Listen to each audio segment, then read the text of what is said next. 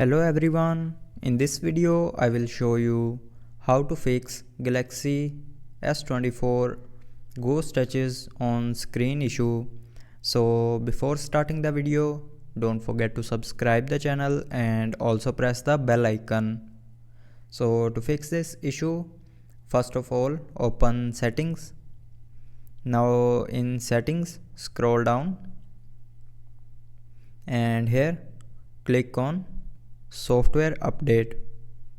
Now in software update click on download and install to update your mobile software to latest version, and after updating the software your problem will be fixed.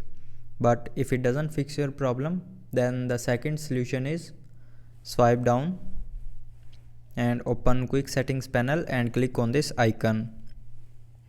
Now here click on restart and then again click on restart to confirm, and after clicking on restart your mobile will be restarted, and after restarting your problem will be definitely fixed. But if you are still facing the problem, then the last solution is open settings again, scroll down and click on display. Now in display scroll down and here you will see a touch sensitivity button.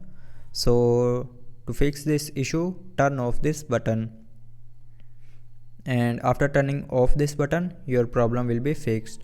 So I hope you liked the video. Thanks for watching.